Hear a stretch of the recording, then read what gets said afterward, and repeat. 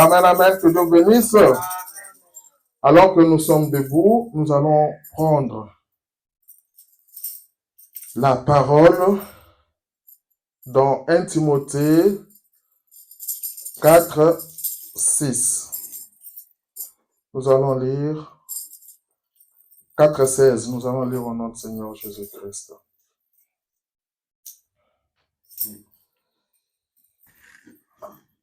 Veille sur toi-même et sur ton enseignement. Persévère dans ces choses, car en agissant ainsi, tu te sauveras toi-même et tu sauveras ceux qui t'écoutent. Prions. Seigneur Jésus, Dieu Tout-Puissant, merci pour la lecture de cette parole. Père éternel, écarte-moi du chemin, parle-nous, aide-nous à saisir la pensée, Seigneur, est-ce que tu veux que nous comprenions.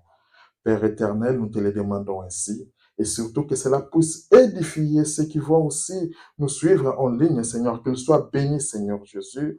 Oh Dieu, nous te le demandons ainsi, au nom de Jésus-Christ. Amen. Amen. Vous pouvez vous asseoir. Encore une fois, que Dieu vous bénisse. Amen. Hier, c'était une grande joie. On avait une fête au ciel. Les anges étaient contents, Dieu était content, parce qu'il y avait une âme qui est venue au Seigneur. Il y a un compagnon qui est venu nous rejoindre sur la route. C'est pour ça que nous disons à Dieu soit l'honneur, la gloire et la louange. Donc il y avait un service de baptême hier et un nouveau membre s'est encore ajouté dans le corps mystique de notre Seigneur Jésus-Christ. Amen, amen. Alors, par rapport à la lecture de cette parole, veille sur toi-même et sur ton enseignement, persévère dans ces choses, car en agissant ainsi, tu te sauveras toi-même et tu sauveras ceux qui t'écoutent. Nous allons continuer avec notre enseignement et aujourd'hui, nous allons voir une autre partie. Nous continuons avec rendons Dieu visible pour le faire sortir de l'histoire. C'est ça notre sujet. Et la quatrième partie d'aujourd'hui, c'est une partie qui concerne toujours l'Église, mais plus précisément les pasteurs, le ministre. Amen, amen. Amen. Et par rapport à ça, pour commencer, la fois passée, nous avions parlé des membres. Nous avions dit que chacun devrait avoir son église locale. Nous avons parlé de certains comportements des membres. Nous avions dit aussi par rapport à l'église locale que quand on vient, il faut être présent, savoir payer sa dîme, savoir payer ses offrandes. Et j'avais dit que prochainement, on va parler aussi un peu juste de la dîme. Mais si je vais essayer d'ouvrir une petite parenthèse juste là, par rapport à la dîme, c'est pas toute personne, en fait, qui doit payer cette dîme. Parce que c'est par rapport aux revenus, c'est 1/10 de nos revenus. Si tu n'as rien, en fait, tu n'as rien à donner. Tu n'as rien à donner. Et par rapport à cela, nous allons voir aussi prochainement que quand tu dépends d'eux, surtout ici en Europe, parce que nous avons été des fois mal enseignés ou arnaqués par certains pasteurs, quand tu es ici et que quelqu'un te donne, surtout l'État te donne de l'aide, ce n'est pas par rapport à ça que tu dois payer la dîme, parce que si l'État vient découvrir que tu as sorti de l'argent par rapport à cela, tu auras des poursuites judiciaires et tu vas aussi entraîner même ce pasteur-là dans des problèmes. Donc, nous verrons cela. Ce que tu peux donner, il y a des offrandes, il y a des actions de grâce. Ça, tu peux le donner. Mais quand tu as tes revenus propres, que tu n'as pas de redevabilité envers quelqu'un, c'est de là que tu peux donner ta dîme. Je voudrais un peu mettre le point par rapport à cela. Donc, c'est pas qu'on t'envoie, on te donne $50, 50 euros, va m'acheter de poissons ou va me faire des courses. Tu enlèves ces 50 là, tu enlèves les 10% pour venir payer la dîme. Non, c'est une erreur. Parce que tu as une redevabilité envers la personne qui t'a envoyé. Donc, ne confondons pas des choses. C'était juste une parenthèse que je voulais déjà avancer. Et pour entamer notre sujet d'aujourd'hui ou notre thème d'aujourd'hui, je ne serai pas très long. Et si on ne termine pas, on va continuer prochainement. J'aimerais commencer par une histoire. Il y a une sœur, une dame, on était en train d'évangéliser, on parlait avec elle et elle m'a raconté quelque chose, elle m'a dit quelque chose qu'elle a vécu. Cette dame m'a dit, écoute, je crois le message, je comprends ce que tu me dis, le frère Branham, tout ça, mais je vais te dire quelque chose qui a marqué ma vie, que je n'aime plus entendre les choses du message. C'est parce que moi, il y avait un homme, un prédicateur, quand il parle, tu dis que le ciel descend. Il parlait, il prêche bien. On était dans la joie et elle est encore une petite fille. Et un jour, ce prédicateur est venu, il est tombé avec sa mère, tout ça. Ils ont eu un enfant. Et ce prédicateur venait, pourtant ce prédicateur avait aussi des engagements. Il était marié, il avait des engagements quelque part. Mais elle a dit, quand ils ont commencé à vivre avec ces prédicateurs à la maison, elle était l'aînée, elle s'était décidée de quitter la maison parce que c'était pas cet homme-là qu'il voyait parler, mais c'était un démon, la manière qu'il les maltraitait. Et aujourd'hui, jusqu'à ce que ces prédicateurs les a quittés, il les a abandonnés, et l'enfant qu'ils ont eu avec donc sa demi-sœur, ils n'ont pas eu de bonnes relations jusqu'à ce qu'ils sont venus arranger. Je voulais montrer que deux fois, par rapport à nos vies, par rapport à nos ministres, c'est très important. C'est très important de vivre la parole de Dieu. Donc, cette étape que je vais parler, les prédications que je donne souvent, c'est pas envers les individus que je condamne, mais ce sont les esprits. Je voudrais mettre vraiment des bases là. Celui qui se retrouve à l'intérieur n'a qu'à prier pour que Dieu change son esprit. Je ne vais pas après qu'on vienne dire non, mais tu me parles à l'intérieur parce que la prédication vise toujours quelqu'un. Et quand nous parlons des faits réels, nous parlons des événements que nous avons vécus, que les autres nous ont rencontrés, que la famille, que certains prédicateurs, tout ça, c'est ce qui constitue le sujet de notre prédication. C'est du vécu. Aujourd'hui, je vais plus exposer et peut-être la prochaine fois, nous allons plus lire. Amen, amen. Alors,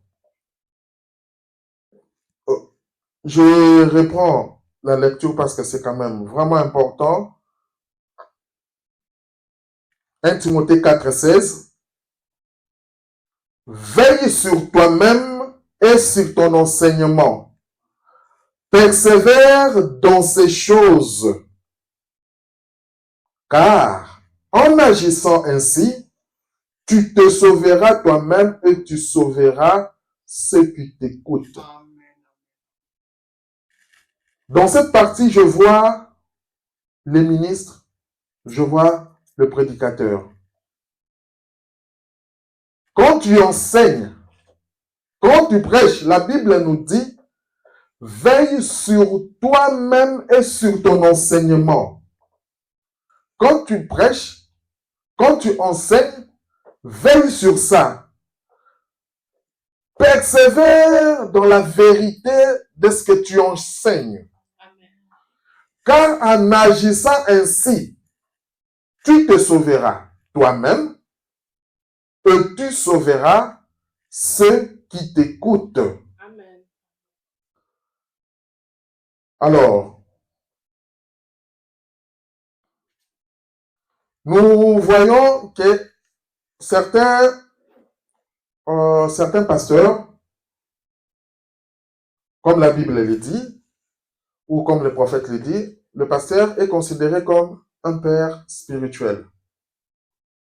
Deux fois, comme nous avons vu la fois passée, nous avons parlé de l'autorité du pasteur, que le pasteur est chef, si vous vous souvenez.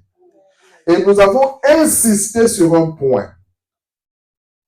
Le point sur lequel nous avons insisté est que le pasteur, le ministre, ne doit pas abuser de son autorité. Amen. Il ne doit pas abuser de son autorité. Parce que quand on parle d'un père, un père physique, on ne peut pas changer son père physique. Pourquoi? Parce que son père, on l'a par la naissance. C'est pourquoi on avait montré que quand on entre dans le corps mystique de Christ, on entre par la nouvelle naissance. On est dans ce corps-là. C'est comme dans le naturel, quand on a un père, on entre dans une famille, on est dans cette famille. On a donné l'exemple de Branham, on a donné l'exemple de nos familles. On est dans cette famille-là. Mais un pasteur, quand on parle de père spirituel, un pasteur, on ne naît pas chez lui. Quand le pasteur ne suit pas lui-même les enseignements, si c'est la parole, on a le droit, ça j'insiste, on a le droit de changer de pasteur. On a le droit de changer de pasteur. On ne peut pas changer son père naturel, mais on peut changer son père spirituel. Et nous allons voir que même dans cette attribution de père spirituel, en fait, notre vrai père spirituel, ce n'est pas le pasteur, mais c'est le Seigneur Jésus-Christ. C'est pour ça, même dans sa prière, il disait, notre Père qui est aux cieux. C'est lui notre vrai Père. Le pasteur n'est que, c'est une petite tâche qu'on lui a donnée. Mais si maintenant, on veut abuser de cela, le pasteur pourra commencer à dicter de loi, à faire de loi dans l'église, parce qu'il dit, vous savez pas, je suis votre père spirituel. Et avoir de l'influence sur cela. Nous voyons ici que le pasteur crée, en fait, un écart, que lui, il est le père, que nous, on est des enfants. Vous voyez? Et par rapport à cela, comme dans le naturel, parce que nous verrons plus tard, que même dans le naturel, un enfant obéit à son père. Donc le pasteur peut venir avec ses dogmes, ses credos, ses traditions, commencer à imposer et s'appuyant sur « je suis votre père spirituel, vous êtes obligé ». Non mon frère, non ma sœur. Tant que ce n'est pas la parole, on n'est pas obligé. J'insiste que tant que tu vois que ce pasteur ne respecte pas la parole de Dieu, tu as le droit de changer. Parce que cela dépend de ton avenir spirituel. Cela dépend de ta marche spirituelle. Donc, un pasteur peut momentanément prendre la place du père spirituel. C'est pour me guider sur la bonne voie, pour m'amener au véritable Père qui est le Seigneur Jésus-Christ. Amen. Alors, après, nous avons montré que le pasteur, c'était le chef de l'église quand nous avons dit qu'il ne faut pas abuser de son autorité. Que le pasteur était le chef de l'église. Ici, je voudrais montrer, dire que le pasteur n'est pas seulement le chef, parce qu'il y a double facette, mais le pasteur est aussi le serviteur. Jésus-Christ était notre exemple parfait. Car Jésus, il servait les autres. Il n'était pas là comme un chef dictateur qui dictait. mais Jésus était au service des autres. Amen. Aujourd'hui, on appelle pasteurs ou ministres, on les appelle les serviteurs de Dieu. Oui, c'est un serviteur de Dieu, mettez-vous ici. Mais, ça que j'ai dit, tu es serviteur de Dieu. Comment peut-on servir un Dieu qui est invisible? Car nul n'a jamais vu Dieu, comme le dit la Bible. Tu es serviteur de Dieu. C'est comme si quelqu'un qui sort, qui va, écoute, je vais au travail, je vais servir un patron. Ce patron, nous le voyons. Mais Dieu, tu dis que je suis serviteur de Dieu, mais tu sers un Dieu invisible. Car nul n'a jamais vu Dieu, a dit la Bible, comme nous pouvons le voir dans Jean 1, 18 et dans Exode 33, 20. Dans Jean 1, 18, la Bible dit, personne n'a jamais vu Dieu, le Fils unique qui est dans les seins du Père et celui qui l'a fait connaître. Personne n'a jamais vu Dieu. C'est ce que dit la Bible. La Bible enrichit encore dans Exode 33, 20. L'Éternel dit, tu ne pourras pas voir ma face, car l'homme ne peut me voir et vivre. Ça se complète. Personne n'a jamais vu Dieu. Les gens ont vu dans cet âge, Moïse est parti, il a vu le dos. Il a vu. Voir Dieu comme ça, personne n'a jamais vu Dieu. Frère Branham est parti dans la dimension. Il a dit, où est le Seigneur Jésus-Christ? Je veux le voir, le contempler. On a dit que le Seigneur est dans une autre dimension.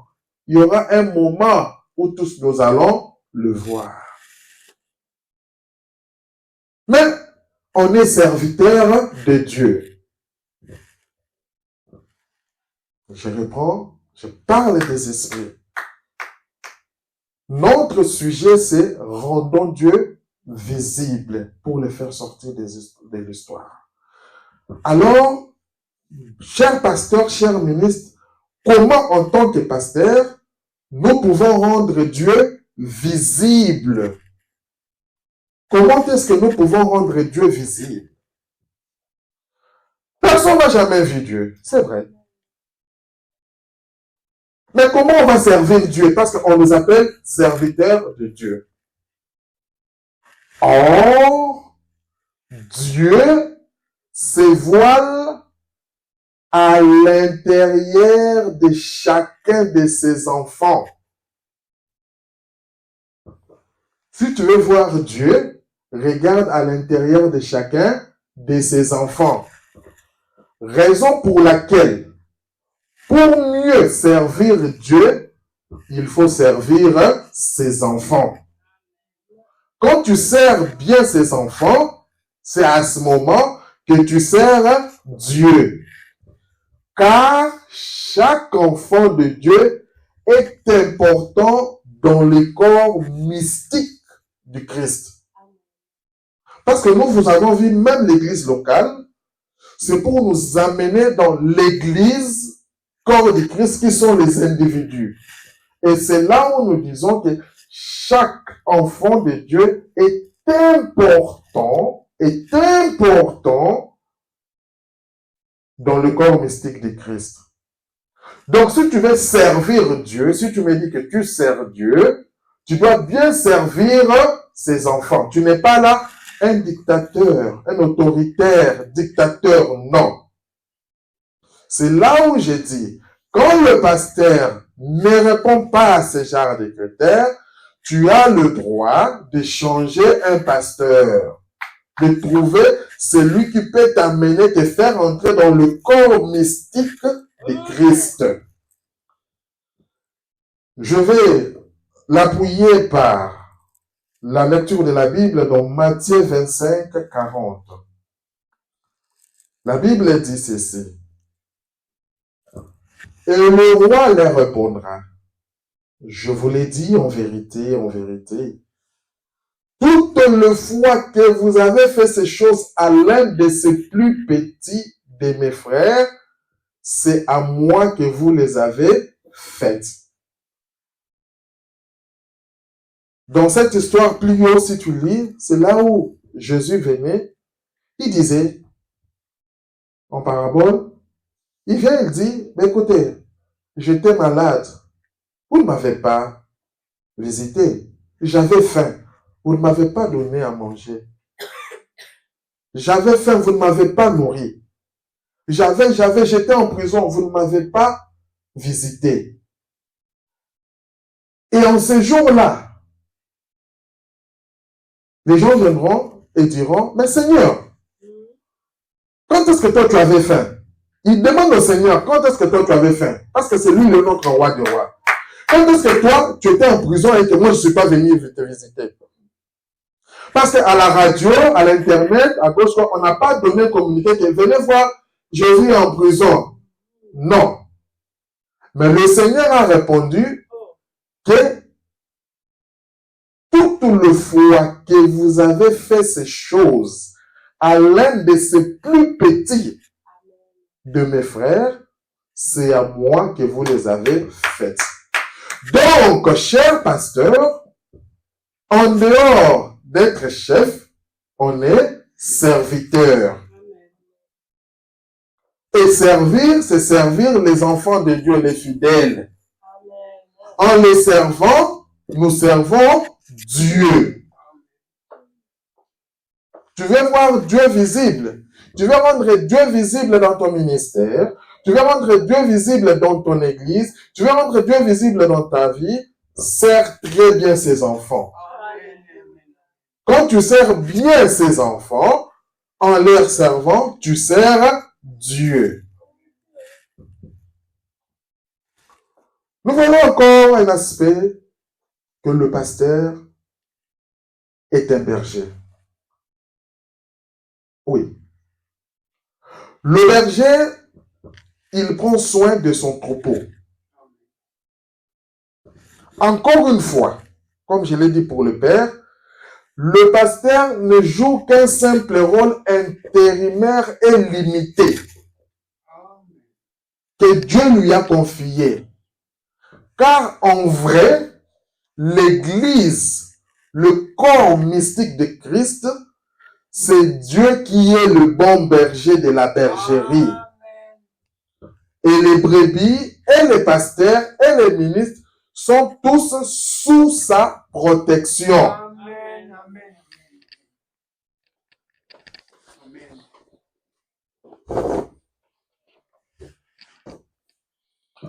Donc, tous sont sous sa protection.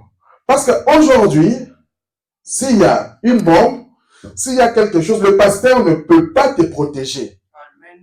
Il ne peut pas te protéger. Quand on dit il est le berger, c'est juste, il joue un rôle intérimaire. C'est pourquoi j'insiste depuis le début que les pasteurs ne doivent pas amener les gens vers eux, mais ils doivent amener les gens vers Christ. Amen. Parce que Christ, il est le bon berger de la bergerie. Quand tu as un problème, une bombe, quelque chose, quand tu invoques le nom du Seigneur Jésus-Christ, il est capable de te protéger, de te faire sortir d'une situation et t'amener quelque part. C'est là où j'avais dit, quand vous avez un problème, ne m'appelez pas. Vous devez avoir confiance en Dieu. Appelez Dieu. Mais aujourd'hui, le pasteur, le langage a changé. Mon téléphone est toujours ouvert. Appelez-moi, appelez-moi. Vous ne savez pas, en fait, quand on est devant, c'est une sémence. C'est là on voit encore, c'est là on verra que le mari spirituel, c'est dans quel sens quand on parle? Parce que quand on parle, le pasteur est là, la sémence, c'est cette parole que l'on donne. Quand on donne cette sémence, et l'enfant ou le fidèle qui est là, qui est considéré comme un enfant, il grandit par rapport à la sémence que tu donnes. Quand tu ne fais que lui dire, tu l'amènes vers toi, vers toi, vers toi, ce fidèle sera limité un jour. Il va se retrouver dans des situations, il ne sait pas que faire. Il appelle le pasteur, son numéro est éteint. Il appelle le pasteur, il est joignable. Il aura des problèmes de la tête parce qu'il va se sentir limité. Il va se dire qu'on m'a abandonné. Il va te haïr inutilement. Or, si dans ta sémence, tu amènes ces peuples, ces fidèles à Christ, toi, tu te reposes, tu seras tranquille. L'enfant de la fièvre, l'enfant de tout problème, il sait que je me pose le main, je parle au Seigneur. Ce n'est pas que c'est moi qui détiens la puissance, non, mais c'est Dieu. C'est Dieu. Donc, le bon berger, c'est Dieu. Le bon berger, c'est Dieu. Je veux vraiment, ce sont des choses très importantes, très capitales, qu'on doit savoir. On peut entrer dans des sauts, on peut entrer dans des grandes choses. Si ça, on ne comprend pas, c'est un problème. Amen. Alors, je vais l'appuyer avec le passage de l'Écriture dans Jean, chapitre 10, au verset 11. La Bible dit, « Je suis le bon berger. Le bon berger donne sa vie pour ses brebis. » Quel est ce pasteur qui a déjà donné sa vie pour ses brebis? Tu viens là, je vais aller en prison. Le pasteur dit, non, laisse-moi, je vais aller à ta place. Non. Or, Christ, Jésus en venant, il a donné sa vie pour nous. C'est lui le bon berger. La Bible dit dans Jean 10, 14, « Je connais mes brebis et elles me connaissent. » Pasteur, amène les brebis à connaître leur berger. Amen. Amène les brebis à connaître leur berger. Je connais mes brebis, elles me connaissent. Dieu te connaît. La question que je te pose, est-ce que toi, tu connais Dieu? Est-ce que toi, tu connais Dieu? Tu connais ton église, tu connais ton pasteur. Est-ce que tu connais Dieu? Quand tu as un problème, on va voir qui tu connais réellement. La première personne que tu vas appeler, c'est qui? Au lieu de penser à Dieu, la première personne, tu appelles ton pasteur. Non! Nous avons été très mal enseignés dans ces choses. Quand il y a quelque chose, la première personne, la première autorité que tu dois appeler, c'est Dieu. C'est là où nous avons insisté en parlant de l'église locale et de l'église corps de Christ. Parce que le but du pasteur, des ministres, c'est d'amener les gens, les fidèles, les brebis dans le corps mystique. Alléluia. Amen. Là où on entre par la nouvelle naissance. Amen. On est dans ce corps-là. Et quand tu nais dans ce corps-là, tu n'es pas lié à un pasteur. C'est là où tu es capable, comme nous l'avons lu, tu connais la parole, que le pasteur ici, ce qu'il dit, il est en dehors de la parole. Parce qu'on est dans le corps mystique. Dans le corps mystique, ce pasteur, il peut être là, peut-être qu'il n'est jamais entré dans le corps mystique. Toi, tu écoutes, quand tu entres dans le corps mystique, tu comprends que non, ce pasteur est terre à terre. Alléluia. La Bible dit dans Psaume 23, 1, « L'Éternel est mon berger, je ne manquerai de rien. » Est-ce qu'il est dit que le pasteur est mon berger? L'Éternel est mon berger, je ne manquerai de rien. Le bon berger, le véritable bon berger, c'est l'Éternel. Tu veux aller à l'école, enfant, avant de partir à l'école, tu pries. Quand tu pries, l'Éternel qui puisse te protéger. Seigneur, protège-moi. Seigneur, sois avec moi. Amen, amen. Tu ne vas pas demander que le pasteur puisse te protéger. Non. L'Éternel est mon berger, je ne manquerai de rien. Je pense que du côté du bon berger, on est bien clair là-dessus. On parle de dons.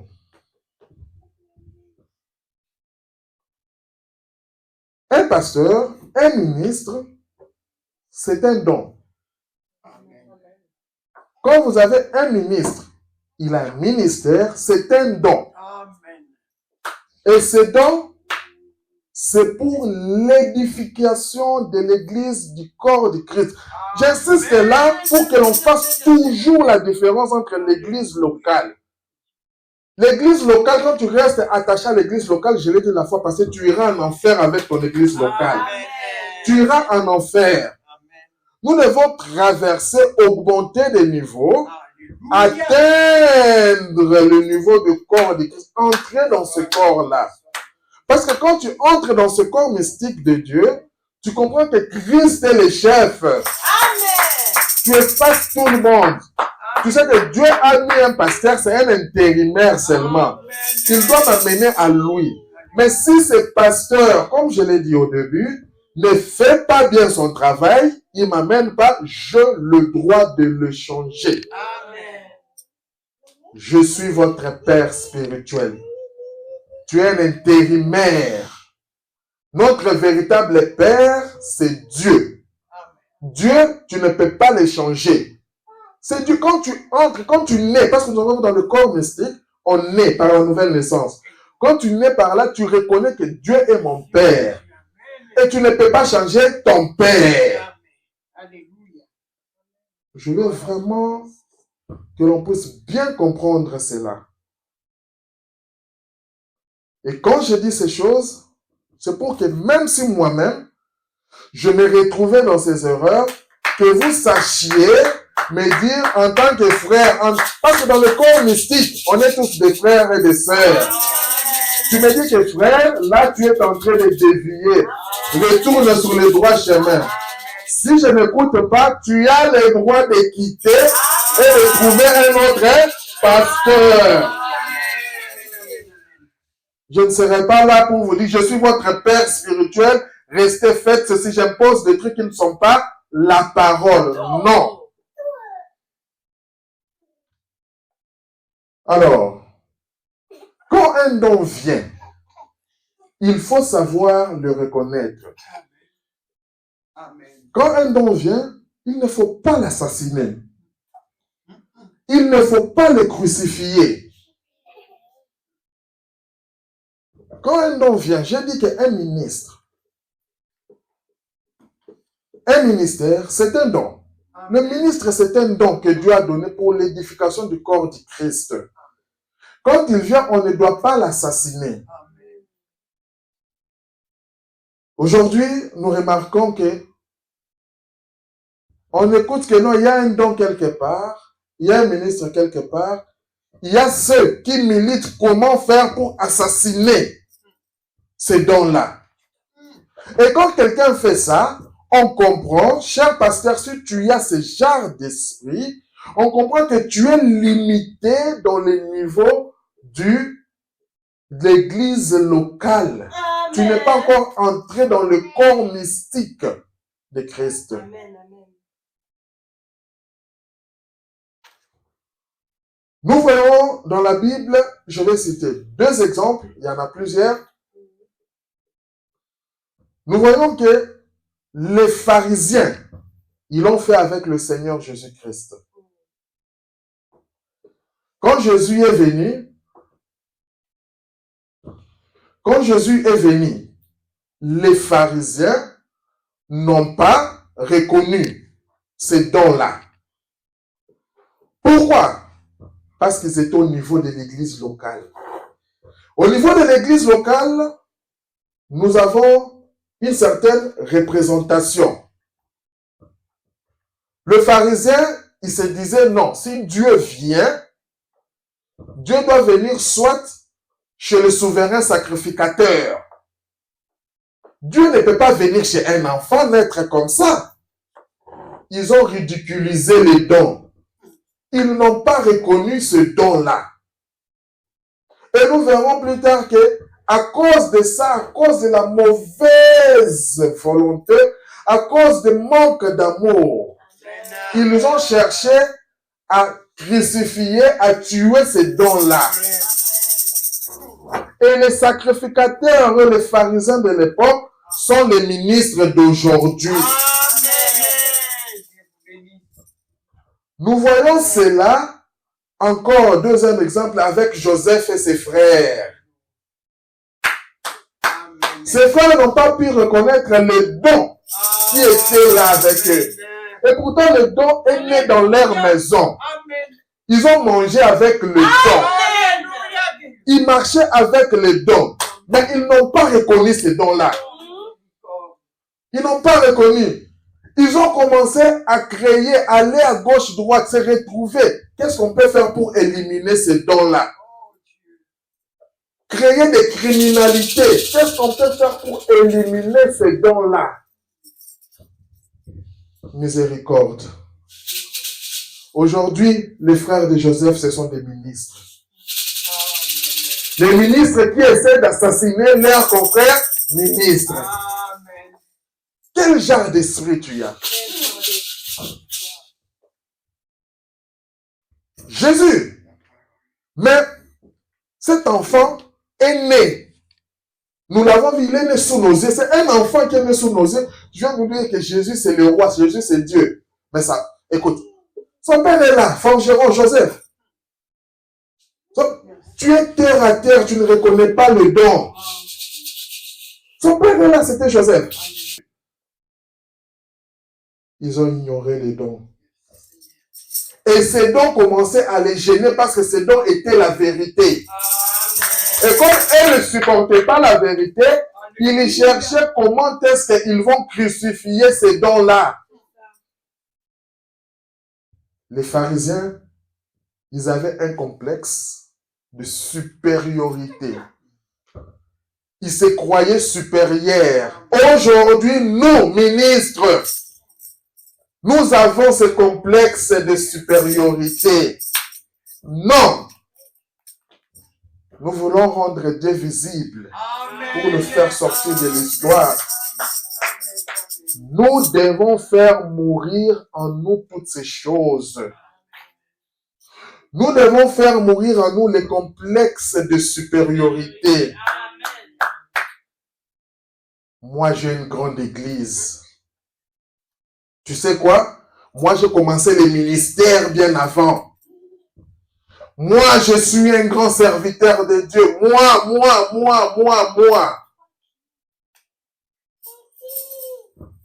Alors, nous devons faire mourir ces complexes. Parce que c'est là, quand tu es dans ces choses, tu ne verras jamais Dieu. Tu ne vas jamais rendre Dieu visible. Tu peux avoir des émotions dans les églises. Les gens sauter, les gens ceux qui ne comprennent rien. Qui sont limités à l'église locale. Qui ne sont pas entrés dans le corps du Christ.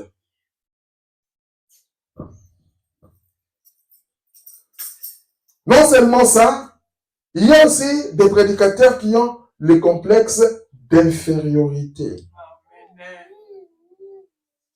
Bonjour bien-aimés. Moi j'ai une petite église. Je suis un petit pasteur. Frère, il n'y a pas de grands pasteurs et de petits pasteurs.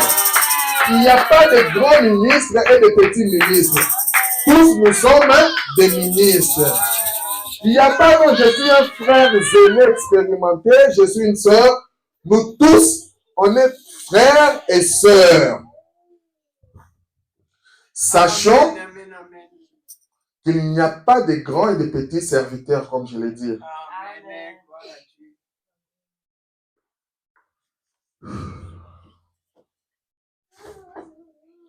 Les frères de Joseph ont manqué de reconnaître les dons, car ils avaient un complexe de supériorité. Comment est-ce que c'est petit ici que nous avons vu? Il commence à nous dire, je fais des songes, il veut se croire quoi? Supérieur que nous, même notre Père doit s'agenouiller devant lui. C'est quoi? Ils étaient aveuglés. Et aujourd'hui, beaucoup de ministres, nous sommes aveuglés. Et dans cette condition-là, chers pasteurs, chers ministres, nous ne pouvons pas rendre Dieu visible. Nous ne pouvons pas faire sortir Dieu de l'histoire. On aura beau faire des conventions, on aura beau faire de ceci. On ne va pas rendre Dieu visible. Quand vous écoutez que non, tel pasteur, Dieu est en train de l'utiliser. Tel frère, Dieu l'utilise, il a ses dons, tout ça. Au lieu de l'appuyer, on est là pour créer une raison pour l'assassiner. Il se croit qui? Nous avons vu des pasteurs, les autres sont morts.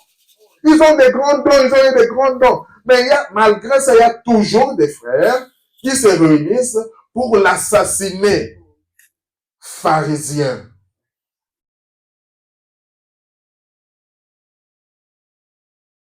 Les pharisiens ont manqué de reconnaître les dons. Ils avaient un complexe de supériorité. Un Dieu grand, descendre à s'identifier en Jésus. Ça, c'est, on ne peut pas. Un Dieu grand, descendre chez Jésus. Non, complexe de supériorité. Jésus au temple, en train d'enseigner. Mais ce petit, qu'est-ce qu'il veut nous montrer? Lui qui est né hier ici, il est né hier. Il vient de commencer l'église hier, aujourd'hui. Qu'est-ce qu'il veut nous montrer?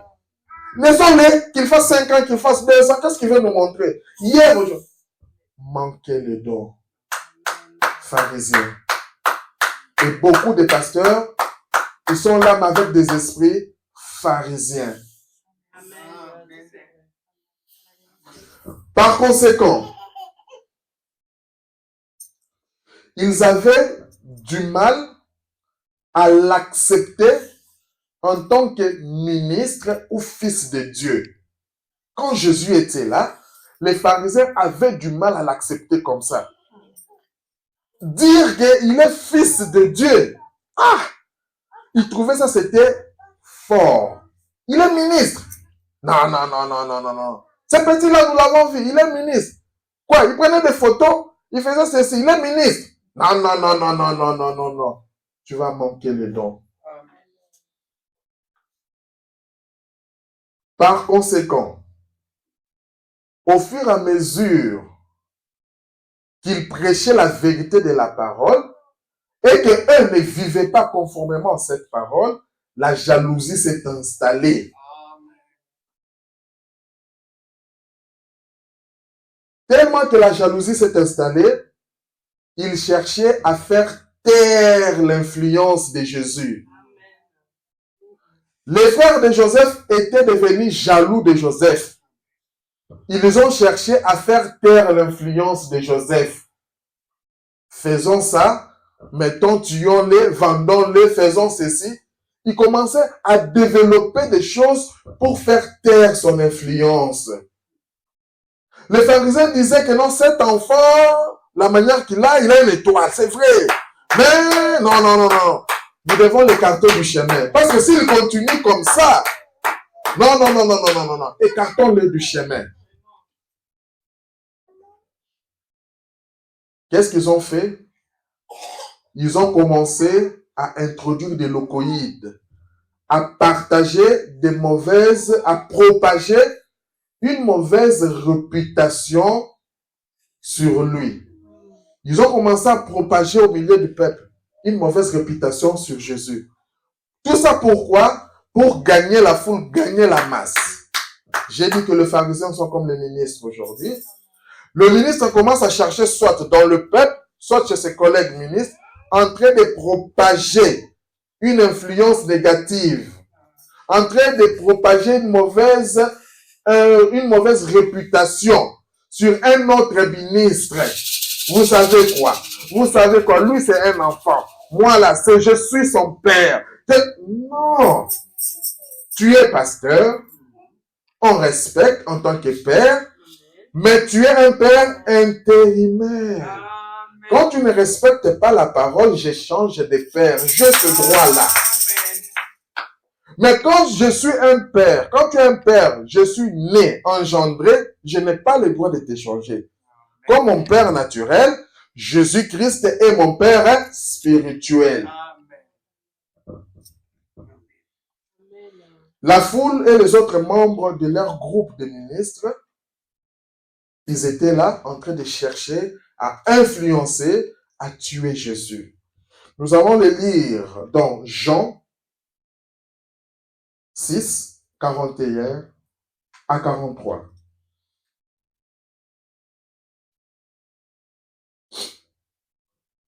Les Juifs murmuraient à son sujet parce qu'il avait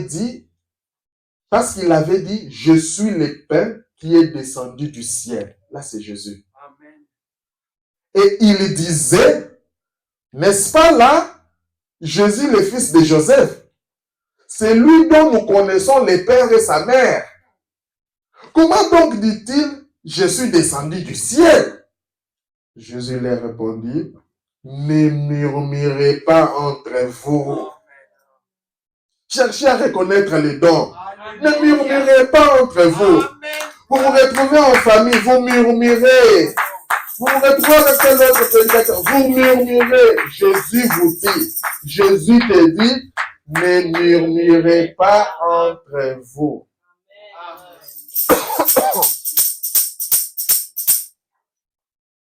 Dans Jean 7, 45,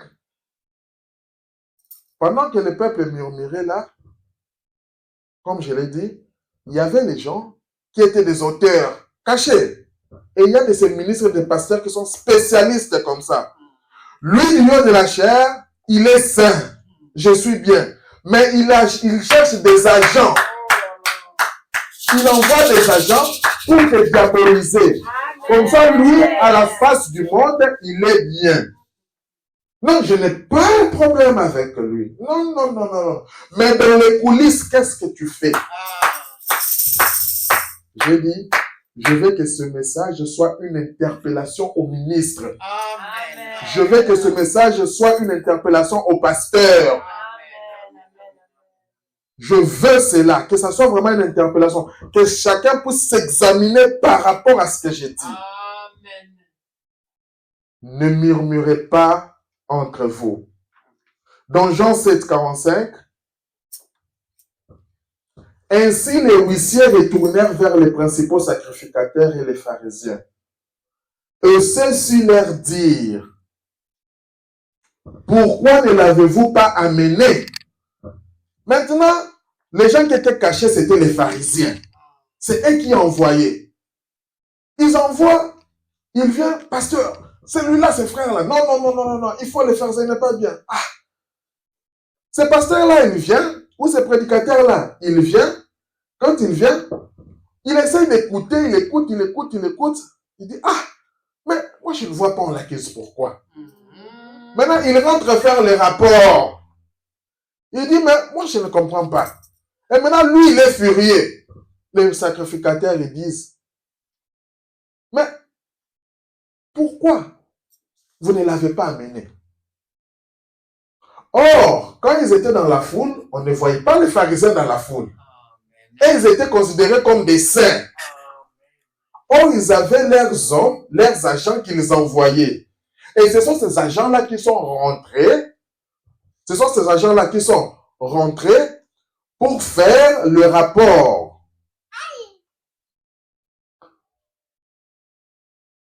Nous voyons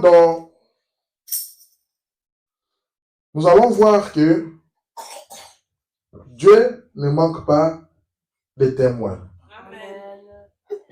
Parmi les pharisiens, parmi les ministres là, parmi les gens qui veulent assassiner, qui complotaient pour tuer l'influence de Jésus, il y avait quand même ceux qui reconnaissaient sa valeur, Amen. qui savaient que ce qu'il dit c'est vrai. Nous avons vu un, c'était Nicodème. Amen. Donc, il y avait ceux qui étaient certains que Jésus-Christ était dans la vérité. Malgré que les autres cherchaient à l'assassiner et à les crucifier. Quand on va voir les ministres, c'est pas tout ministre que tu pars voir pour crucifier un autre qui va t'accepter comme ça. Il y a ça, il y aura au moins même un. Je veux qu'il y ait même un qui soit ce Nicodème-là. La Bible dit dans Jean 3, 1 à 2. Mais il eut un homme d'entre les pharisiens. C'était pas quelqu'un d'autre. Il était d'entre les pharisiens, nommé Nicodème.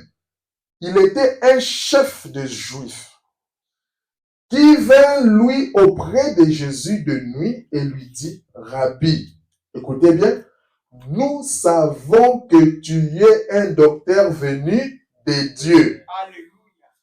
Nous savons, ce petit-là, non, il a la chose, il vient de Dieu. Mais ça nous étouffe, nous. Nous sommes jaloux. Nous voulons les crucifier. Car personne ne peut faire ces miracles que tu fais si Dieu n'est avec lui. Ce petit-là, ce qu'il dit, c'est vrai. Car ce qu'il dit, c'est la parole de Dieu. Aujourd'hui, tellement on a fait de compromis avec la parole, les gens sont habitués dans ça. Et quand on voit un jeune, on voit un ministre qui sont en train de condamner ça, on cherche à l'assassiner. On cherche à la battre. Mais parmi, il y aura au moins un Nicodème.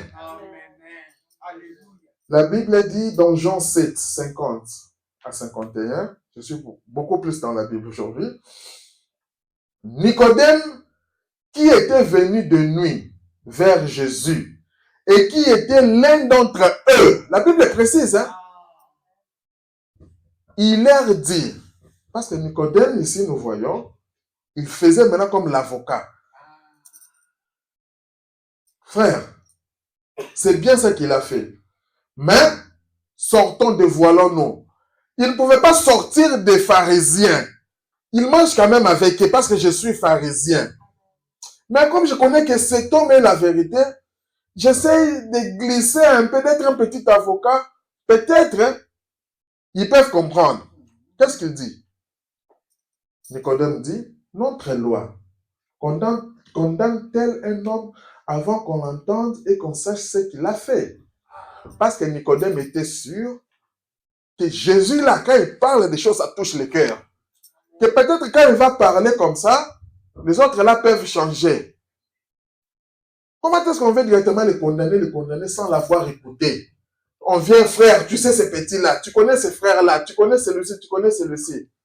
À toi qu'on dit, est-ce que tu as eu le temps de l'écouter ou tu vas t'associer à lui pour les crucifier?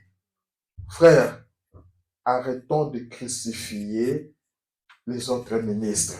Amen. Car dans le corps mystique de Jésus, on est tous frères, on est unis. C'est pourquoi nous avons chanté « Béni soient les liens qui nous unissent ». C'est un chant qu'on chante seulement quand on est dans le corps mystique de Christ. Amen.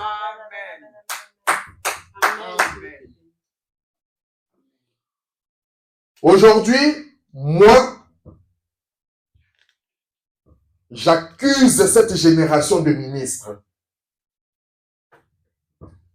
Comme le prophète a prêché le message, j'accuse cette génération de crucifier pour la seconde fois Christ. Moi aussi, j'accuse cette génération de ministres. Pour la seconde fois. J'accuse cette génération de pasteurs d'avoir crucifié Christ pour la seconde fois. Or, Christ s'est dit, c'était loin. Quand ton frère, ta soeur a Christ en lui, quand il est loin de Dieu, c'est lui, il est le Christ. Dans le corps mystique, c'est pourquoi nous avons dit, souvenez-vous, que la divinité n'est pas au ciel, elle est sur la terre. Nous l'avons dit que Dieu est dans l'homme. La divinité est dans l'homme maintenant. Nous remarquons qu'il y a un écart qui s'installe. je montre des choses parce que nous voulons rendre Dieu visible et le sortir de l'histoire. Amen. Je montre des choses qui bloquent les ministres, qui bloquent les pasteurs. Amen. Si on arrive à décompter ça, il y en a beaucoup, mais j'épingle quelques-uns seulement. Amen. Si on arrive à décompter ça, on va manifester Christ. Amen. Nous remarquons aujourd'hui qu'il y a un écart entre les nouveaux et les anciens ministres. Il y a un écart qui s'installe. Tu verras, les anciens ministres veulent former un clan de leur côté. Les jeunes ministres aussi, ou les nouveaux ministres, veulent former aussi un clan de l'autre côté. Mais c'est dans quel monde que nous vivons? Hypocrite. Que Dieu te bénisse. Que Dieu te bénisse. Hypocrite.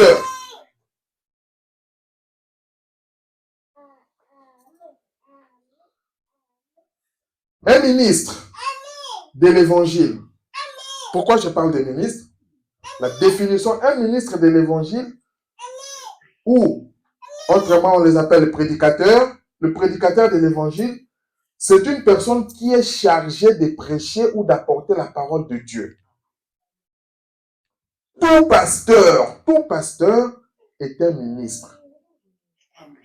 Mais tout ministre n'est pas pasteur.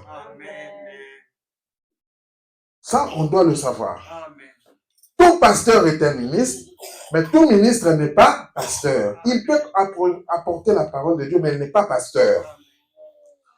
Pour être pasteur, il y a certaines conditions qu'il faut remplir. Il y a un certain nombre de conditions. Je ne suis pas là pour citer tout ça, mais je peux épingler.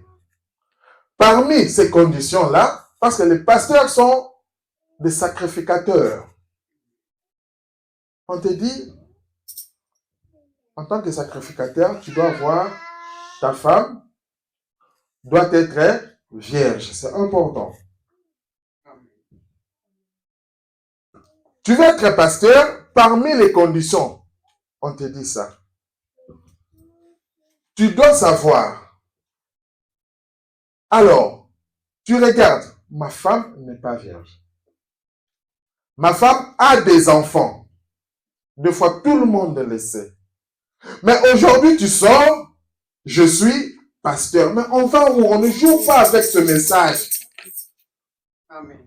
Quand on dit, c'est pour l'édification du corps du Christ.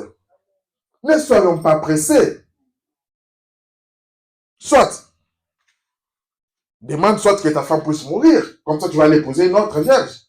Et là aussi, on va regarder quel est ce genre d'esprit que tu as. Amen. Chaque chose a son temps. Amen. Quand on est ministre, des fois, on est appelé à servir dans une église ou sous le tutelle d'un pasteur. Ce n'est pas toujours on se lève d'un bon matin que je suis pasteur ou je sens l'appel d'être pasteur. Tout ce que nous faisons, nous devons les regarder par rapport à la parole de Dieu. C'est ça dans le corps mystique de Christ. Et puis quand tu es attaché à quelqu'un qui s'y connaît, cette personne doit te diriger par rapport à la parole de Dieu. Aujourd'hui, j'ai dit que les ministres, j'accuse cette génération de ministres parce qu'il y a tant de compromis. Tu es là, quelqu'un va te dire que je suis ancien. J'ai fait autant d'années. Mais quelqu'un sort comme ça. Mais quelqu'un sort pour te dire que non, je commence. Tu regardes, je ne suis pas marié. Mais quel est ce pasteur qui n'est pas marié? C'est parmi les conditions. Zélanano. Attends, ne sois pas pressé. Demande encore à Dieu. Tu es peut-être un ministre, tu as l'appel d'un ministre, c'est vrai. Mais pasteur, non, ça c'est pas la parole. Parce que ta condition ne permet pas d'être pasteur. Tu ne vas pas discuter avec moi, on va discuter avec la parole. Et si tu es un véritable enfant de Dieu, tu vas dire Amen. Et tu t'alignes à la parole. Peut-être que tu ne savais pas. Peut-être que tel ministre t'a conduit en erreur. Arrête ça. Au lieu de voir ça, tu commences à créer des jalousies ou à te fâcher contre ton frère ou contre tel ministre, ainsi de suite. Parce que ce sont des choses qui se passent à travers le monde. Vous savez, dans le monde africain, le Congo, la RDC, est l'un des pays qui a produit beaucoup de prédicateurs dans le monde entier du message. Juste à la RDC. C'est un des pays qui a mené le réveil de ce message à travers le monde. J'aimerais encore dire, de nos jours, beaucoup de problèmes qui sont venus dans ces messages, c'est à cause de la RDC aussi. Des ministres qui sont en RDC. Beaucoup de tendances qui sont sorties. La plupart, la RDC. Beaucoup qui déroutent la plupart de la RDC. Et cette influence-là va. Nous devons faire très attention. Il y en a partout, mais je parle précisément aussi de la RDC. On doit faire très attention. Très attention. Aujourd'hui, nous avons ce qu'on appelle des réunions de ministres, ou conseil des ministres, ou réunions de ministres. La réunion de ministres, c'est une organisation dont l'idée peut provenir d'un ou de plusieurs ministres. Quelqu'un peut se mettre là et dire non, je vais organiser un ministre, je vais organiser une réunion. Ou ils peuvent se retrouver à 2 à 3, écoute, on peut organiser une réunion de ministres, tout ça. L'idée peut venir de là, c'est pas mal. C'est pour fixer le bon déroulement de cette réunion. Quand ils se retrouvent à 2 à 3, bon, qu'est-ce qu'on va faire dans cette réunion, tout ça. C'est normal. Cela peut être pour promouvoir la bonne relation aussi entre les ministres. La bonne marche entre les ministres. On peut avoir aussi la réunion des ministres pour préparer des conventions ou d'autres événements. C'est tout à fait normal. On peut avoir des réunions de ministres pour garder la chaleur entre les ministres. C'est tout à fait normal. J'aimerais attirer l'attention. La réunion de ministres n'est pas une certaine hiérarchie de l'Église qui doit imposer des ordres quelconques à une Église locale. Non. Car la parole nous dit, nous l'avons lu la fois passée, que chaque Église locale est souveraine. Donc, elle n'a pas à imposer. Ça, c'est très important. La réunion des ministres, elle est composée des pasteurs et des autres ministres qui croient au Seigneur Jésus-Christ et à son messager, le frère Branham, sans distinction, je précise, d'âge, d'ancienneté, des races, des cultures, des doctrines, des églises locales, sans distinction. On ne regarde pas. Non, il a quel âge? Quand c'est un ministre, mais surtout aller au pays, aller dans des provinces. La plupart, ce sont des jeunes. Mais c'est un ministre. Aujourd'hui, il y a des jeunes que Dieu appelle. Ce sont des ministres qui apportent la parole de Dieu. Ce sont des ministres.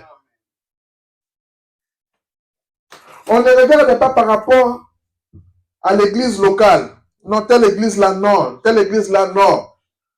Tant qu'ils croient le Seigneur Jésus-Christ. Il croit au prophète Branham. Mais c'est mon frère ministre. Amen. Oh non, cette année, cette église a combien d'années? Frère, il y a réunion de ministres, tu regardes, lui, il a commencé, même s'il a commencé un jour. Mais comme Adam a dit, je vous avais dit l'autre jour que toi, prédicateur, ne pense pas que le pauvre ivrogne qui vient de donner sa vie ici, tu es plus chrétien que lui. Non. Quand il est ministre, il est ministre. Oh, son église a combien d'années d'existence? Oh, son église est où? Ah, c'est loin là-bas. Ne l'appelons pas. La réunion de ministres est différente des réunions de pasteurs. Parce que deux fois, on appelle réunion de ministres, je parle de choses vraies et réelles, deux fois on appelle réunion de ministres, mais tu verras que les personnes, j'ai commencé par dire que c'est une organisation. Tu verras les personnes qui sont à la tête de cette organisation ne contactent que des pasteurs. Non. Quand c'est une réunion de ministres, appelez et les pasteurs et les ministres. Pourquoi je dis ça? Il y a de ces pasteurs qui ont un ministère de blocage. Ils veulent bloquer leurs ministres dans des églises. Ils ne veulent pas qu'ils puissent évoluer. Or, quand c'est une réunion de ministres, c'est tout ministre qui doit être concerné, à moins qu'il soit indisponible, ou c'est à ce ministre-là de voir le programme avec son pasteur. S'il a attaché un pasteur, c'est à ce ministre-là de voir le programme avec son pasteur, comment s'y rendre. Mais vous, quand tu dis que c'est une réunion de ministres, toi, ton travail qui est d'informer, informe à tous les ministres que tu peux. La réunion de pasteurs, on parle spécifiquement tout ce qui est lié au pastorat. Ça, c'est la réunion des pasteurs. Ce n'est pas tous les ministres, mais c'est seulement des pasteurs. Tout ce qui est lié au pastorat. Dans la réunion du ministre, il y a un ministre qui est chargé comme administrateur ou un responsable d'informer aux autres ministres de la tenue d'une réunion. Parce que ce n'est pas tout le monde qui va appeler tout le monde. C'est pourquoi je dis que c'est une organisation. On place un homme qui dit qu'écoute, tu peux être secrétaire, tu peux être administrateur, peu importe la fonction que l'on peut lui donner. Toi, ton rôle sera d'informer à d'autres ministres que nous avons réunion. Suivez-moi bien. Ça peut être soit, ils peuvent créer même un groupe social, WhatsApp ou quoi, avec l'évolution de la science, pour facilement, toujours dans le même but, d'informer qu'il y aura réunion de ministres. Sachez que cette modalité-là, ça n'a rien de spirituel. C'est charnel. Quand c'est une personne qui fait, ça n'a rien de spirituel. Alors, comme ça n'a rien de spirituel, sachez que les sentiments humains peuvent jouer. Car, pourquoi je dis, il y a des ministres qui refusent volontairement d'inclure d'autres ministres, de les appeler. C'est là où je parle qu'il n'y a rien de spirituel là-bas.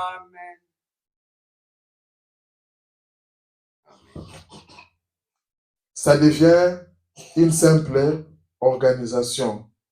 Or, en réalité, la réunion de ministres, le conseil des ministres, tout dépend comme ils veulent l'appeler, ça doit être un organe ou une organisation qui est neutre. Parce que c'est tous les ministres. Ça doit être une organisation neutre. En fait, quand on apprend la personne qui est chargée, comment ça doit fonctionner, je suis là, j'apprends, je dis bien j'apprends, que un frère X dans un endroit est ministre de l'évangile. Ça doit me faire plaisir. Ça doit me donner de la joie parce que c'est pour l'avancement du royaume de Dieu. Je dis frère, viens, il y a des frères ministres qui sont ici. D'ailleurs, nous avons une réunion. où nous avons des réunions chaque dimanche, chaque mois, chaque année, une fois, ça dépend. Ça, ce sont les organisations des hommes. Mais ça doit faire plaisir d'informer ou d'inviter ces ministres-là. Nous devons faire attention. Parce que quand là où il y a des hommes, sachez qu'il y a des esprits. Là où il y a des hommes, il y a des esprits. Là où il y a 2, 3 hommes, il y a des esprits. Mais nous devons faire attention que l'esprit dénominationnel ne domine pas sur nous. Restons, nous faisons des réunions de ministres, restons dans la parole. Les sentiments dénominationnels, que ça ne domine pas sur nous. Sinon, nous allons être comme des pentecôtistes ou des églises catholiques, mais sous une autre forme. Lui là, on crée un cercle, on l'exclut, on ne le met pas. Lui là, non, laissez-vous bien. Lui là, je commence à demander l'avis. Qu'est-ce que vous pensez? Que je le mette? Si celui-ci dit non, je ne le mets pas. Non. Ça, c'est la dénomination qui entre là.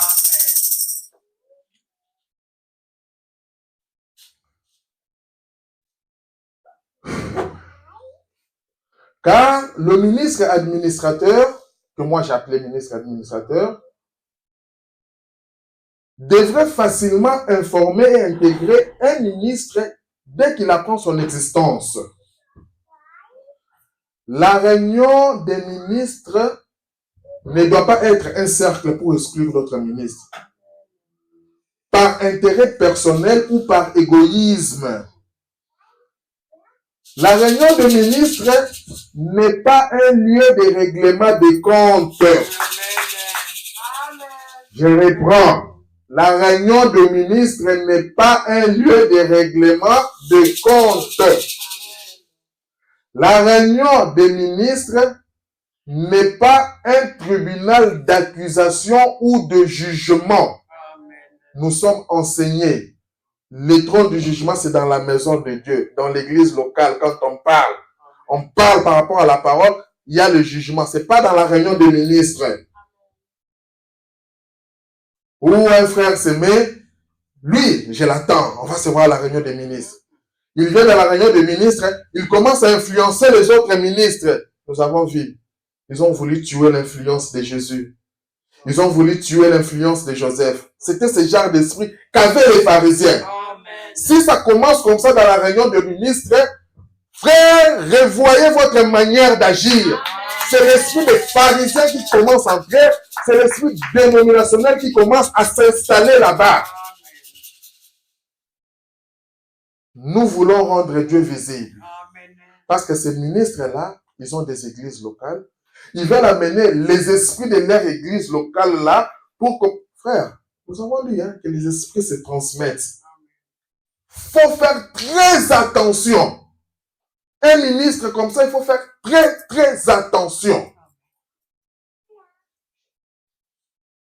La réunion des ministres, c'est un lieu où seul le climat d'amour et de fraternité doit être favorisé.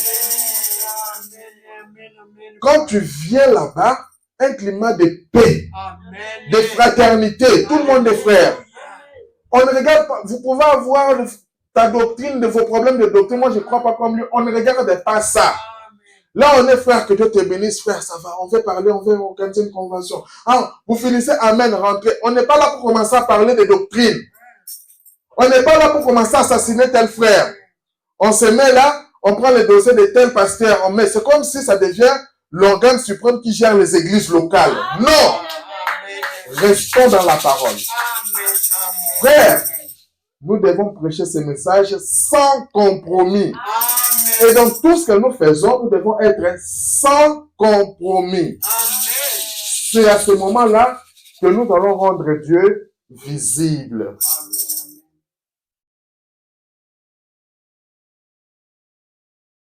La réunion des ministres, en tout cas les ministres vont vraiment m'excuser parce qu'aujourd'hui, je parle des ministres et des pasteurs. La réunion des ministres n'est pas un lieu qui doit être influençable négativement par un autre ministre. Soit que ce ministre a un problème particulier avec un autre ministre. S'il n'aime pas ses prédications, ça lui concerne. Mais il ne doit pas venir influencer. C'est pas ça le but de la réunion des ministres. Même pas de son ancienneté. Les gens, ils jouent maintenant par rapport à ça. Je suis ancien. J'ai 10 ans d'expérience. Je ne veux pas que ce frère-là soit là. Ou ce frère-là, il est mauvais. Il joue par rapport à ça. Non. La réunion de ministres ne doit pas être influençable. Sinon, elle devient anti-parole. Voyons la procédure. Si un ministre pense avoir quelque chose contre son frère, qu'il applique la procédure de la parole. Va vers ton frère. On n'a pas dit va vers la réunion des ministres ou le conseil. On n'a pas dit va influencer notre prédicateur. Va vers ton frère. C'est comme ça qu'on doit être enseigné. Je ne parle pas de nombre d'années. J'avais dit dans mes prédications que nous sommes des chrétiens d'aujourd'hui. Peut-être que nous avons bien commencé, mais à un moment donné, nous avons abandonné Christ. On n'avance plus. Il y a un prédicateur que j'ai aimé beaucoup, il a prêché une prédication qui n'avance pas, recule. Donc, quand tu n'avances pas, tu recules. Tu avais commencé à avancer, tu t'es stoppé. Quand les autres ont avancé, toi, tu as reculé par rapport à eux. Et aujourd'hui, il y a beaucoup de ministres qui n'avancent plus. Ils sont restés avec les émotions, avec les titres. Je suis ancien, je suis ceci, je suis cela. Ça n'amène pas au ciel, ça ne sauve pas tous ces titres. Ça ne sauve pas. Et avec cet esprit, on comprend que tu n'es pas dans le corps mystique de Christ. Parce que dans le corps mystique de Christ, seul Dieu, seul Jésus, seul le Christ est notre chef et notre roi.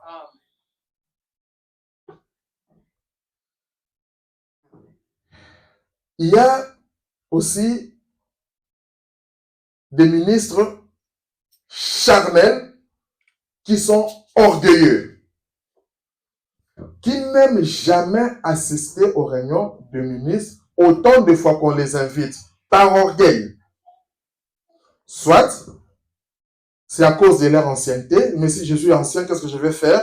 Ça, c'est l'orgueil, ça n'a rien de spirituel.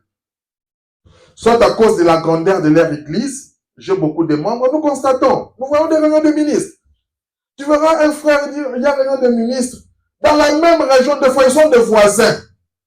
Mais ce ministre-là ne veut pas venir assister par orgueil. Frère,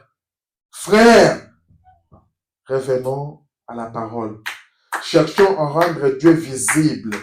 Ne soyons pas comme ces ouvriers-là. Tu as tant souffert, tu as tant fait ceci, mais à la fin, on vous dit, quittez, retirez-vous de moi, vous qui commettez l'iniquité. On vient te rejeter à la fin.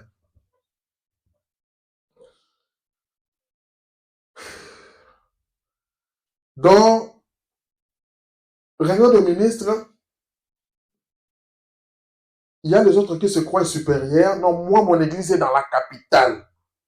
Ces histoires, frères, je vous montre des histoires que l'on doit faire mourir en tant que ministre, en tant que pasteur. Dans la réunion de ministres, l'appellation ancien ministre, nouveau ministre, jeune ministre, vieux ministre ne doit pas apparaître, ça doit disparaître de nos lèvres. Car tous, on est des ministres. Tout le monde, dans cette réunion, tout le monde doit se sentir à l'aise. Et tout le monde doit se sentir valorisé. Pas des clans. C'est pas les jeunes vieux. Il y a de ceux qui assistent dans les réunions de ministres, mais tu sens que tu es à l'écart. Il y a de ceux qui viennent là, non, c'est un jeune prédicateur ou c'est un nouveau prédicateur, on sent qu'il est à l'écart. Non, ce climat ne doit pas régner dans la réunion des ministres. La réunion des ministres n'est pas un parti politique. Amen. J'insiste, la réunion de ministres n'est pas un parti politique.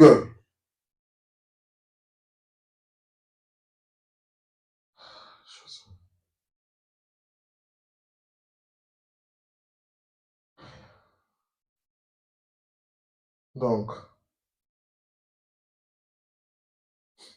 nous devons faire très attention à l'esprit qui doit régner dans la réunion des ministres.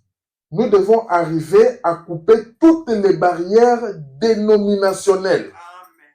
Nous devons arriver à couper toutes ces barrières dénominationnelles. Chaque ministre ou chaque ministère est limité. J'insiste, chaque ministre ou chaque ministère est limité et est important pour l'avancement de l'Église du corps du Christ. Nous devons apprendre à reconnaître le don qui est chez l'autre. Quand je dis chaque ministre ou chaque ministère est limité, un peut avoir le don de guérison, on doit arriver à connaître cela. Un ministre peut être là parce qu'on ne prêche pas de la même manière.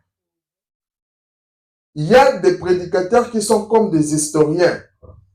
Il y a de ces prédicateurs, quand il entre dans le Nouveau Testament, il entre dans l'Ancien, il prend telle chose, il rallie ça à l'événement moderne, c'est sa manière. Et un autre ne peut pas être comme un autre. Chacun est limité par rapport à la portion que Dieu lui a donnée. C'est pour nous tous. Nous invitons d'autres prédicateurs. C'est pourquoi il est important que 2 fois nous invitons d'autres prédicateurs à venir prêcher. Ou il est important que nous suivons même d'autres prédications en ligne parce qu'il y a toujours quelque chose de plus. Tu suis, non, je suivis tel prédicateur. Non, c'est que là, dit là, en tout cas, c'est la parole de Dieu. Là, c'est une personne qui est entrée dans le corps mystique de Christ. Parce que cette personne-là, quand il prêche, c'est pour l'édification du corps mystique de Christ. Prédicateurs, faisons attention à cela. Dieu, en donnant, il a donné les uns apôtres, les autres docteurs, les autres. C'est pour dire que chacun est limité. Nous le voyons dans Éphésiens 4, 11 à 15.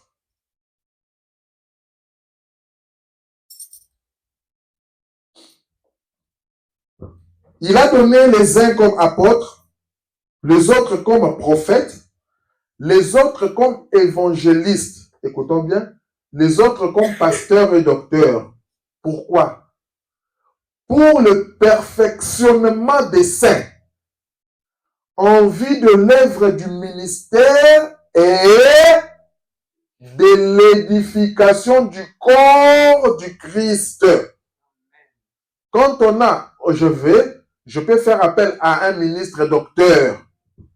Il vient parler-nous par rapport à la parole. On va bénéficier de cela.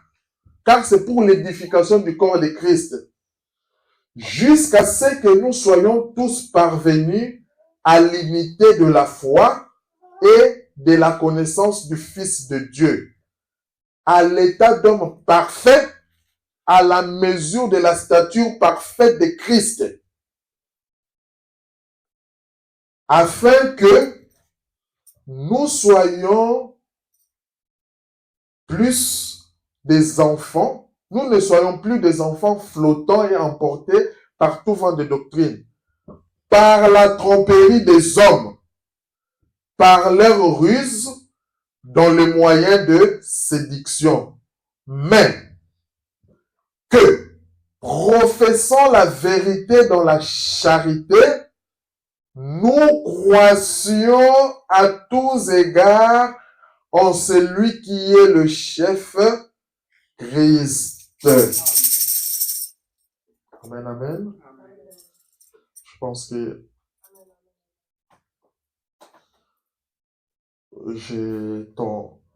pour ce matin, je tends vers la fin. J'aimerais encore ajouter quelque chose.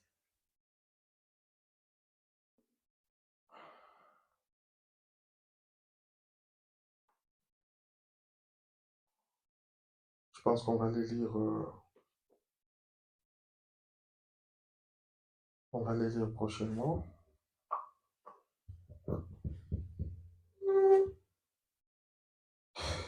Que Dieu puisse nous aider.